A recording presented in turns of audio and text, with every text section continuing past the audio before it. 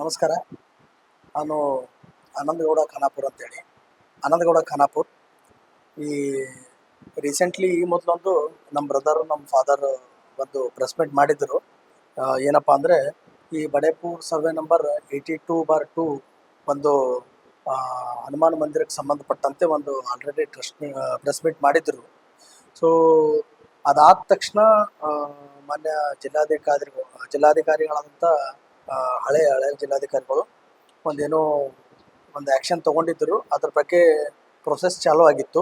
ಅದಾದಮೇಲೆ ಈ ನಮ್ಮ ಈ ಟ್ರಸ್ಟ್ನ ಅಧ್ಯಕ್ಷರಾದಂಥ BG ಪಾಟೀಲ್ ಅವರು ಏನು ತಮ್ಮ ಪ್ರಭಾವ ಮತ್ತು ಎಲ್ಲ ಬಲಗಳನ್ನು ಪ್ರಯೋಗಿಸಿ ಅಧಿಕಾರಿಗಳ ಮೇಲೆ ಒಂದು ಬಲ ಪ್ರಯೋಗ ಮಾಡಿ ಈ ಒಂದು ಏನು ತಹಶೀಲ್ದಾರ್ ಕಚೇರಿ, ಸ್ಪೆಷಲಿ ತಹಶೀಲ್ದಾರ್ ಕಚೇರಿ ಮೇಲೆ ಒಂದು ಪ್ರಭಾವ ಹೆಚ್ಚಿಗೆ ಬೀರ್ತಾರೆ. ತಹಶೀಲ್ದಾರ್ ಕಚೇರಿ ಮತ್ತು AC ಕಚೇರಿ ಮೇಲೆ ಏನಪ್ಪ ಅಂದರೆ, ಈಗ ಅವರೊಂದು ಆರ್ಡರ್ ಮಾಡ್ತಾರೆ.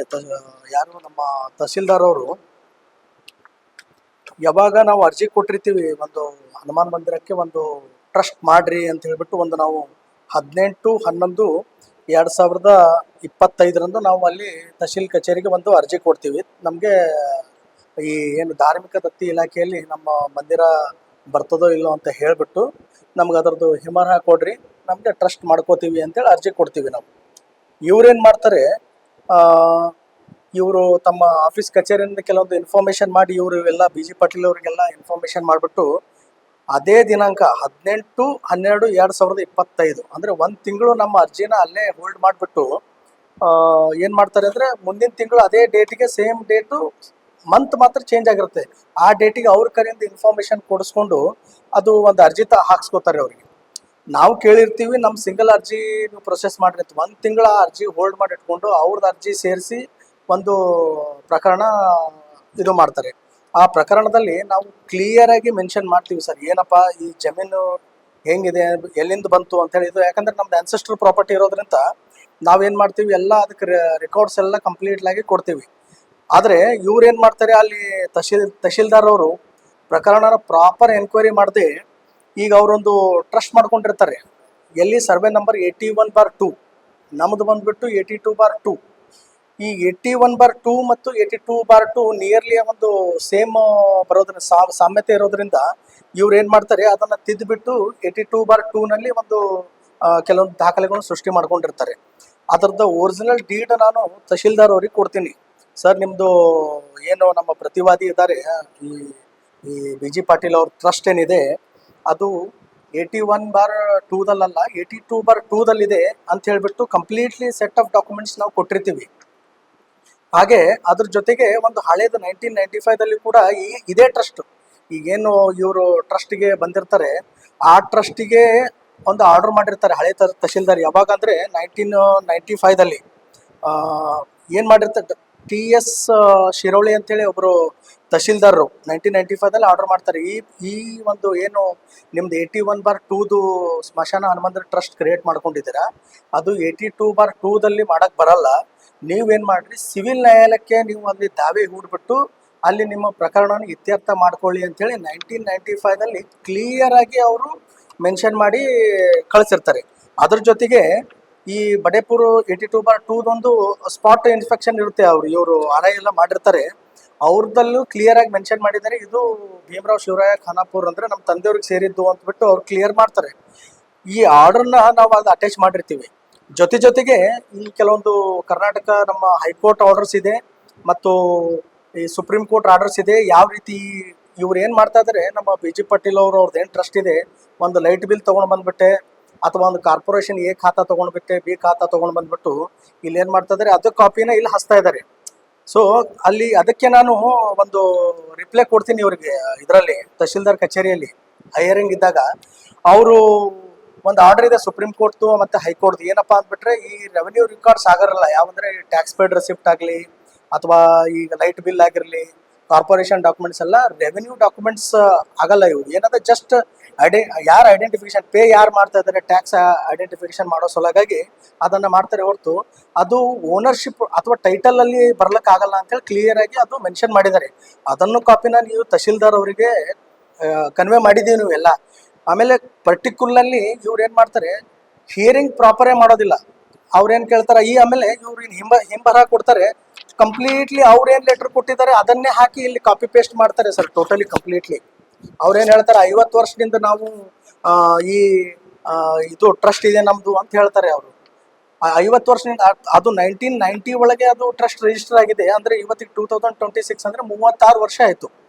ಇವ್ರು 50 ವರ್ಷ ಅಂತ ಹೇಳಿ ತಹಶೀಲ್ದಾರ್ ಆರ್ಡರ್ ಕೊಡ್ತಾರೆ, ಅವ್ರು ಅಧಿಕೃತ ಒಂದು ಹಿಂಬರ ಕೊಡ್ತಾರೆ. ಅಂದ್ರೆ ತಹಶೀಲ್ದಾರ್ ಅವರು ಯಾವ ಮಟ್ಟಕ್ಕೆ ಈ ಪ್ರಭಾವಕ್ಕೆ ಒಳಗಾಗಿದ್ದಾರೋ ಅಥವಾ ಏನು ಇಲ್ಲಿ ಏನ್ ಭ್ರಷ್ಟಾಚಾರ ಆಗಿದೆಯೋ ಗೊತ್ತಾಗ್ತಾ ಇಲ್ಲ ನಮ್ಗೆ ಆಕ್ಚುಲಿ. ಈಗ ಅವ್ರು ಯಾವ ತರ ಹೇಳಿರ್ತಾರೆ ಅದೇ ಕಾಪಿನ ಇವರು ಕಾಪಿ ಪೇಸ್ಟ್ ಮಾಡಿ ಆರ್ಡರ್ ಮಾಡ್ತಾರೆ. ಅಂದ್ರೆ ತಹಶೀಲ್ದಾರ್ ಅವರು ತಮ್ಮ ಏನು ಹಿಯರಿಂಗ್ ಮಾಡ್ಬೇಕಾಗಿತ್ತು, ತಮ್ಮ ಏನು ಅಧಿಕಾರ ಇರುತ್ತೆ ಅದನ್ನ ಪ್ರಾಪರ್ ಆಗಿ ಯೂಸ್ ಮಾಡದೆ ಅವ್ರ ಒಂದು ಪ್ರಭಾವಕ್ಕೊಳಗಾಗು ಅಥವಾ ಅವ್ರದ್ದು ಏನು ಮತ್ತೊಂದು ಏನು ಎದಕ್ಕೆ ಒಳಗಾಗಿದ್ದಾರೋ ಗೊತ್ತಿಲ್ಲ, ಅವ್ರ ಪರವಾಗಿನೇ ಒಂದು ಆರ್ಡರ್ ಮಾಡ್ತಾರೆ. ನಾವು ಇಷ್ಟೆಲ್ಲ ಆರ್ಡರ್ ಕಾಪಿ ಕೊಟ್ರು ಓನರ್ಶಿಪ್, ಮೂಲ ಓನರ್ಶಿಪ್ ಏನು ಟೈಟಲ್ ಡೀಡ್ಗೆ ಏನು ಬೇಕು, ಟೈಟಲ್ಗೆ ಏನು ಬೇಕು ಅಥವಾ ರೆವೆನ್ಯೂ ರೆಕಾರ್ಡ್ಸ್ ಏನು ಬೇಕು ಅಂಥದ್ದೆಲ್ಲ ಇದು ಈ ನಮ್ಮ ರೆಕಾರ್ಡ್ಸ್ ನಡೆದ್ರೆ ಸಣ್ಣ ಮಕ್ಕಳು ಸುತ್ತಕ್ಕೆ ಇದು ಯಾರ್ದು ಪ್ರಾಪರ್ಟಿ ಅಂತ ಹೇಳ್ತಾರೆ. ಈಗ ಒಂದು ತಹಶೀಲ್ದಾರ್, ಕಲಬುರಗಿ ಜಿಲ್ಲೆ ತಹಶೀಲ್ದಾರ್ ಆದಂಥ ಇವರು ಒಂದು ಇದನ್ನ ಪ್ರಕರಣ ಇತ್ಯರ್ಥ ಮಾಡ್ಲಕ್ಕ ಆಗದೆ ಇರೋದು. ಅದೇ ಮತ್ತೆ ಇನ್ನೊಂದು ಏನಪ್ಪಾ ಅಂದ್ರೆ, ಆಲ್ರೆಡಿ ಹಳೆ ತಹಶೀಲ್ದಾರ್ ಒಬ್ರು 1995 ಈ ಬಗ್ಗೆ ಆಲ್ರೆಡಿ ಅವರು ಒಂದು ಆರ್ಡರ್ ಮಾಡಿದ್ದಾರೆ. ಈ ಪ್ರಕರಣ ಸರ್ವೆ ನಂಬರ್ 81/2 ಅವ್ರದ್ದು ಟ್ರಸ್ಟ್ ರಿಜಿಸ್ಟರ್ ಆಗಿದೆ. 82/2 ಸೇರ್ಸಕ್ ಬರಲ್ಲ ಅಂತ ಹೇಳಿ ಅವ್ರು ಕ್ಲಿಯರ್ ಆಗಿ ಅದು ರಿಜೆಕ್ಟ್ ಮಾಡಿದ್ದಾರೆ ಅವರ ಅಪೀಲನ್ನ. ಇವ್ರು ಬಂದು ಅದು ಯಾವ್ದನ್ನೂ ಒಂದು ಕನ್ಸಿಡರ್ ಮಾಡದೆ ತಮ್ಮ ಮನ್ಸಿಗೆ ಬಂದಂಗೆ 50 ವರ್ಷ ಅಂತೇಳಿ ಆರ್ಡರ್ ಮಾಡ್ತಾರೆ. ಮತ್ತೆ ನಾನು ಈ ವಿಚಾರಣ ಇವ್ರು ಏನ್ ಮಾಡ್ತಾರೆ, ಆಮೇಲೆ ನಾವು ನೆಕ್ಸ್ಟ್ ಇನ್ನೊಂದು ಅರ್ಜಿ ಹಾಕ್ತೀವಿ. ಏನಪ್ಪಾ ಅಂದ್ರೆ, ಈ ನಮ್ಮ ಹನುಮಾನ್ ಮಂದಿರ ಏನಿದೆ, ಬಡೇಪುರ್ ಹನುಮಾನ್ ಮಂದಿರ ಏನಿದೆ, ಧಾರ್ಮಿಕ ಮತ್ತು ದತ್ತಿ ಇಲಾಖೆಯಲ್ಲಿ ಏನು ಇದು ಬರ್ತದೋ ಇಲ್ವೋ ಅಂತ ನಾವು ಒಂದು ಅರ್ಜಿ ಹಾಕ್ತೀವಿ. ಹಂಗೆ ಬರಲಿಲ್ಲ ಅಂದ್ರೆ ಅದನ್ನ ನೀವು NOC ಕೊಡ್ಬೇಕು ಅಂತೇಳಿ ನಾವು ಒಂದು ಅರ್ಜಿ ಹಾಕ್ತೀವಿ ಸರ್. ಆ ಅರ್ಜಿ ಹಾಕಿದಾಗ ಇವ್ರು ಏನ್ ಮಾಡ್ತಾರೆ, ಅದಕ್ಕೆ 3 ತಿಂಗಳು ಹೋಲ್ಡ್ ಮಾಡ್ತಾರೆ ಸರ್. ತಿರ್ಗಾ ಮತ್ತೆ 3 ತಿಂಗಳು ಹೋಲ್ಡ್ ಮಾಡಿಬಿಟ್ಟು ಮತ್ತೆ ನಾವು ತಿರ್ಗಾ ಮೇಲಾಧಿಕಾರಿಗಳಿಗೆ ಹೋಗಿ ಅಪ್ರೋಚ್ ಆದಾಗ ಅವರು ಇವ್ರಿಗೆ ಇನ್ಫಾರ್ಮ್ ಮಾಡಿದಾಗ ಏನ್ ಮಾಡ್ತಾರೆ, ಅದಕ್ಕೊಂದು ಹಿಂಬರ ಕೊಡ್ತಾರೆ. ಏನ್ ಹಿಂಬರ ಕೊಡ್ತಾರೆ ಅಂದ್ರೆ, ನಾವು ಕೇಳಿದ್ದು ಈ ಬಡೇಪುರ್ 82/2 ನಲ್ಲಿರೋ ಹನುಮಾನ್ ಮಂದಿರ ಧಾರ್ಮಿಕ ಮತ್ತು ದತ್ತಿ ಇಲಾಖೆಯಲ್ಲಿ ಬರ್ತದೋ ಇಲ್ವೋ ಅಂತ ನಾವು ಕೇಳಿದ್ದೀವಿ. ಅವ್ರು ಏನ್ ಕೊಡ್ತಾರೆ ಅಂದ್ರೆ, ನಾವು ಈ ಏನು ಏನಿದೆ ಸರ್ವೆ ನಂಬರ್ 82/2 ಆಲ್ರೆಡಿ ಒಂದು ದೇವಸ್ಥಾನ ಇದೆ, ಅದಕ್ಕೊಂದು ಟ್ರಸ್ಟ್ ಇದೆ ಅಂತ ಇಷ್ಟು ಮಾತ್ರ ಕೊಟ್ಟು ಬಿಡ್ತಾರೆ. ನಾವು ಕೇಳಿರೋದೇ ಬೇರೆ, ಇವ್ರು ಇಲ್ಲಿ ಟ್ವಿಸ್ಟ್ ಮಾಡೋದೇ ಬೇರೆ.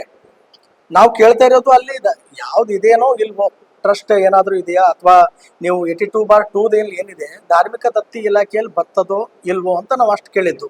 ಇವ್ರು ಏನ್ ಮಾಡ್ತಾರೆ, ಆಲ್ರೆಡಿ ಅಲ್ಲೊಂದು ಟ್ರಸ್ಟ್ ಇದೆ ಅಂತ ಹೇಳ್ಬಿಟ್ಟು ಬರೀ ಕೊಡ್ತಾರೆ. ಅದಕ್ಕೆ ಡಾಕ್ಯುಮೆಂಟ್ಸೇ ಇಲ್ಲ. ಯಾವುದು ಟ್ರಸ್ಟ್ ಇದೆ, ಯಾವ ಮಂದಿರಕ್ಕಿದೆ, ಯಾವ ಸರ್ವೆ ನಂಬರ್ನಲ್ಲಿ ಆಗಿದೆ ಅದ್ರಲ್ಲಿ ಕ್ಲಿಯರ್ ಬೇಕಲ್ಲ ಸರ್. ಅದು ಯಾವುದು ಕೊಡ್ತಾ ಇಲ್ಲ. ಅದಾದ್ಮೇಲೆ ಇನ್ನೊಂದು ಏನಪ್ಪಾ ಅಂದ್ರೆ, ನಾವು ಮಾನ್ಯ ಈ ನಮ್ಮ ಪೊಲೀಸ್ ಕಮಿಷನರ್ ಅವರಿಗೂ ಒಂದು ಅರ್ಜಿ ಕೊಟ್ಟಿರ್ತೀವಿ. ಏನಪ್ಪಾ ಅಂದ್ರೆ, ಈ ಟ್ರಸ್ಟ್ ನ ಸದಸ್ಯರು ಆಲ್ರೆಡಿ ಸ್ವಲ್ಪ ರಾಜಕೀಯವಾಗಿ ಪ್ರಾಬಲ್ಯ ಇದ್ದಾರೆ. ಮತ್ತೆ ಇವ್ರ ಜೊತೆ ಹಿಂದಿರೋರೆಲ್ಲ ರಾಜಕೀಯವಾಗಿ ಮತ್ತು ಎಲ್ಲಾ ರೀತಿಯ ಪ್ರಾಬಲ್ಯ ಇದ್ದಾರೆ. ನಮ್ಗೆ ಬಹಳ ದಬ್ಬಾಳಿಕೆ ಮಾಡ್ತಾ ಇದ್ದಾರೆ. ಆಮೇಲೆ ಜೀವ ಬೆದರಿಕೆ, ನಮ್ಮ ಬ್ರದರ್ ಅವರಿಗೆಲ್ಲ ಜೀವ ಬೆದರಿಕೆ ಹಾಕಿದ್ದಾರೆ. ಅಲ್ಲೆಲ್ಲ ಟೆಂಪಲ್ಗೆಲ್ಲ ಹೋದಾಗ ನಮ್ಮ ತಂದೆಯವರಿಗೆ ಮತ್ತೆ ನಮ್ಮ ಬ್ರದರ್ ಅವರಿಗೆ ಜೀವ ಬೆದರಿಕೆ ಹಾಕಿದ್ದಾರೆ. ಸೊ ಅದನ್ನ ನಾವು ಅಲ್ಲಿ ಕಮಿಷನರ್ ಅವರಿಗೆ ನಮ್ಮ ಬ್ರದರ್ ಅವರು ಅರ್ಜಿ ಕೊಡ್ತಾರೆ. ಯಾವತ್ತು ಅಂದ್ರೆ 24/4/2026 ಒಂದು ಅರ್ಜಿ ಕೊಡ್ತಾರೆ. ಇವರು 24/4 ಅರ್ಜಿ ಕೊಟ್ಟಿದ್ದು ಇವಾಗ ಒಂದು ಹಿಂಬರ ಕೊಡ್ತಾರೆ. ಎಲ್ಲಿಂದ ಅಂದ್ರೆ MB ನಗರ್ ಪೊಲೀಸ್ ಸ್ಟೇಷನ್ ಇಂದ ಕೊಡ್ತಾರೆ ಸರ್. ಅದು ಯಾವ್ದು ಅಧಿಕೃತ ಅಲ್ಲ ಆಕ್ಚುಲಿ. ಅದು ನಾವು ಏನು ಅರ್ಜಿ ಕೊಟ್ಟಿರ್ತೇವೆ ಅದ್ರದ್ದೆಲ್ಲ ಉಲ್ಲೇಖ ಮಾಡ್ಬೇಕು ಇವರು. ಆಮೇಲೆ ನಮಗೆ ಅಧಿಕೃತವಾಗಿ ಕಮಿಷನರ್ ಕಚೇರಿಯಿಂದನೇ ಅದು ನಮ್ಗೆ ರಿಪ್ಲೈ ಬರಬೇಕು. ಇವ್ರೇನ್ ಮಾಡ್ತಾರೆ, ಅಲ್ಲಿ ಕರೆದ್ಬಿಟ್ಟು MB ನಗರ್ ಪೊಲೀಸ್ ಸ್ಟೇಷನ್ ಅಲ್ಲಿ ಕರೆದ್ಬಿಟ್ಟು ಒಂದು ಯಾವ್ದೋ ಹಿಂಬರ ಕೊಟ್ಟು ಕಳಿಸ್ತಾರೆ. ಇದು ಅಂದ್ರೆ ಅರ್ಥಾತ್ ಏನ್ ಗೊತ್ತಾ ಸರ್, ಇದು ಆಫಿಷಿಯಲಿ ಯಾವುದೇ ರೀತಿ ಇದನ್ನ ಅಧಿಕಾರಿಗಳಿಗೆ ಒಂದು ಪ್ರಭಾವ ಮಾಡಿಬಿಟ್ಟು ಆಫಿಷಿಯಲಿ ಈ ಒಂದು ರೆಕಾರ್ಡ್ಸ್ ಯಾವುದು ಕ್ರಿಯೇಟ್ ಆಗಬಾರ್ದು ಅಂತ ಇವ್ರದೊಂದು ಹುನ್ನಾರ ಇದೆ. ಯಾಕಂದ್ರೆ ಆಲ್ರೆಡಿ ಇವರು ನಮ್ಮ BG ಪಾಟೀಲ್ ಅವರು ವಿಧಾನ ಪರಿಷತ್ ಸದಸ್ಯರು ಇರೋದ್ರಿಂದ ಇವ್ರಿಗೆ ಪ್ರಭಾವ ಮಾಡ್ತಾ ಇದ್ದಾರೆ. ಮತ್ತೆ ಸಮಥಿಂಗ್ ಏನೋ ಆಗಿದೆ ಇಲ್ಲಿ ಅಂಬೋದು ಅನುಮಾನ ನಮಗಿದೆ. ಸೊ ಹೀಗಾಗಿ ಇವರೆಲ್ಲ ಅಧಿಕಾರಿಗಳು ಇಲ್ಲೆಲ್ಲ ಟ್ವಿಸ್ಟ್ ಮಾಡ್ತಾ ಇದ್ದಾರೆ ಸರ್. ಈಗ ಏನಾಗ್ತದೆ, ಎಲ್ಲ ಯಾವುದೇ ಡಾಕ್ಯುಮೆಂಟ್ಸ್ ನೋಡ್ಬೇಕಾದ್ರೆ ಎದುರಿನವ್ರದ್ದು ಮೂಲ ಡಾಕ್ಯುಮೆಂಟ್ಸ್ ಹೆಂಗ್ ಬತ್ತು ಎಲ್ಲಿಗೆ ಟ್ರಾನ್ಸ್ಫರ್ ಆಗ್ತದೆ ಅಂತ ನೋಡ್ತಾ ಇರ್ತಾರೆ ಸರ್. ಇವ್ರು ಅದು ಯಾವುದೂ ನೋಡಲ್ಲ ಸರ್. ಅವ್ರದ್ದೊಂದು ಟ್ರಸ್ಟ್ ಡೀಡ್ ಇದೆ, ಅದು ಸರ್ವೆ ನಂಬರ್ ಬೇರೆ ಇದ್ರೂ ಮೇಲ್ನೋಟಕ್ಕೆ ಕಾಣಿಸ್ತದೆ ಅದು ಪೂರ್ತಿ. ಅದರಲ್ಲಿ ಕ್ಲಿಯರ್ ಆಗಿ ಮೆನ್ಷನ್ ಮಾಡಿದ್ದಾರೆ. ಸರ್ವೆ ನಂಬರ್ ಚೇಂಜಸ್ ಇದೆ, ನಮ್ದು 82/2 ಇದ್ರೆ ಅವ್ರದ್ದು 81/2 ಇದೆ. ಇಷ್ಟಿದ್ರು ಕೂಡ ಈ ಅಧಿಕಾರಿಗಳಿಗೆ ಕಣ್ ಕಾಣ್ತಾ ಇಲ್ಲೋ ಏನೋ ಅಥವಾ ಯಾವ ಪ್ರಭಾವಕ್ಕೆ ಒಳಗಿದ್ರೆ ಗೊತ್ತಿಲ್ಲ. ನಾವು ಪ್ರಾಮಾಣಿಕವಾಗಿ ಬಡವರು ಇರೋದ್ರಿಂದ ಇವರು ಒಂಥರ ಅಧಿಕಾರವನ್ನ ಕಂಪ್ಲೀಟ್ಲಿ ಆಗಿ ದುರುಪಯೋಗ ಮಾಡ್ತಾ ಇದ್ದಾರೆ. ಮತ್ತೆ ಅದನ್ನ ಈ ಅಧಿಕಾರಿಗಳು ಪ್ರಭಾವ ಮಾಡ್ಕೊಂಡು ಅವರು ಅವ್ರ ತರಾನೇ ಒಂದು ಹೇಳಿಕೆಗಳು ಅಥವಾ ಹಿಂಬರಗಳು ಅಧಿಕೃತವಾಗಿ ಆಧಾರ ಕೊಡ್ತಾ ಇದ್ದಾರೆ. ನಾನು ಈ ಮುಖಾಂತರ ಏನು ಇದು ಮಾಡ್ತೀನಿ ಅಂದ್ರೆ ಸರ್, ತಹಸೀಲ್ ಕಚೇರಿ ಮತ್ತು ಎ ಸಿ ಆಫೀಸ್ ಏನಿದೆ ಕಂಪ್ಲೀಟ್ಲಿ ಒಂದಕ್ಕೊಂದು ಕೋಆರ್ಡಿನೇಷನ್ ಇದೆ. ಈ ಆಫೀಸರ್ಸ್ಗಳೆಲ್ಲ ಹೈಯರ್ ಅಧಿಕಾರಿಗಳು ಒಂದು ಪ್ರಾಪರ್ ಒಂದು ಪ್ರಾಮಾಣಿಕ ಅಧಿಕಾರಿಗಳ ನೇತೃತ್ವದಲ್ಲಿ ಒಂದು ಎನ್ಕ್ವೈರಿ ಮಾಡಬೇಕು. ಒಂದು ನಮ್ಮ ಮಾನ್ಯ ಉಸ್ತುವಾರಿ ಸಚಿವರಾದಂತ ಅವರಿಗೂ ನಾವು ಭೇಟಿಗೆ ಅವಕಾಶ ಕೇಳಿದ್ದೀವಿ, ಅವರಿಗೂ ನಾವು ಅರ್ಜಿ ಕೊಡ್ತೀವಿ. ಅವರು ಕೂಡ ಈ ತಹಸೀಲ್ದಾರು ಮತ್ತು ಎ ಸಿ ಕಚೇರಿ ಮತ್ತೆ ಈ BG ಪಾಟೀಲ್ ಅವ್ರದ್ದು ಏನಿದೆ ಇವ್ರಿಗೆ ಕಂಪ್ಲೀಟ್ಲಿ ಇದ್ರ ಮೇಲೆ ಕಂಪ್ಲೀಟ್ಲಿ ಎನ್ಕ್ವೈರಿ ಮಾಡ್ಬೇಕಂತ ಹೇಳಿ ನಾವು ಈ ಮುಖಾಂತರ ಕೇಳ್ಕೊತೀವಿ. ಸಾಧ್ಯ ಇದೆ ಅವ್ರಿಗೆ ಈಗ ಸ್ವಲ್ಪ ಯಾವುದೋ ಒಂದು ರಾಜಕೀಯ ಇದು ನಡೆದಿದೆ, ಇದಾದ್ಮೇಲೆ ನಾವು ಪರ್ಸನಲ್ ಆಗಿ ಅವ್ರಿಗೂ ಭೇಟಿ ಆಗ್ತೀವಿ. ಮತ್ತೆ ಇದಕ್ಕೂ ಆಗ್ಲಿಲ್ಲ ಅಂದ್ರೆ ವಿಧಾನಸೌಧ ಎದುರು ನಾವು ಹೋರಾಟ, ಉಪವಾಸ ಸತ್ಯಾಗ್ರಹ ಹೋರಾಟ ಶುರು ಮಾಡ್ತೀವಿ. ಈ ಏನ್ ತಹಸೀಲ್ದಾರ್ ಅವರು ಏನು ಇಷ್ಟೆಲ್ಲಾ ಡಾಕ್ಯುಮೆಂಟ್ಸ್ ಕೊಟ್ರು, ಲೀಗಲ್ ಆಗಿರೋ ಡಾಕ್ಯುಮೆಂಟ್ಸ್ ಕೊಟ್ರು, ಏನ್ ಈ ತರ ಹಿಂಬರ ಕೊಡ್ತಾ ಇದಾರೆ, ಮತ್ತೆ ಕಮಿಷನರ್ ಆಫೀಸ್ ನಿಂದ ಈ ತರ ಹಿಂಬರ ಕೊಡ್ತಾ ಇದ್ದಾರೆ, ಇದೆಲ್ಲ ರೆಕ್ಟಿಫೈ ಆಗ್ಬೇಕು ಸರ್. ಆಗ್ಲಿಲ್ಲ ಅಂದ್ರೆ ನಾವು ವಿಧಾನಸೌಧ ಎದುರು ಉಪವಾಸ ಸತ್ಯಾಗ್ರಹ ಅಥವಾ ಹೋರಾಟ ಶುರು ಮಾಡ್ತೀವಿ ಅಂತ ಈ ಮುಖಾಂತರ ಹೇಳ್ತೀವಿ ಸರ್.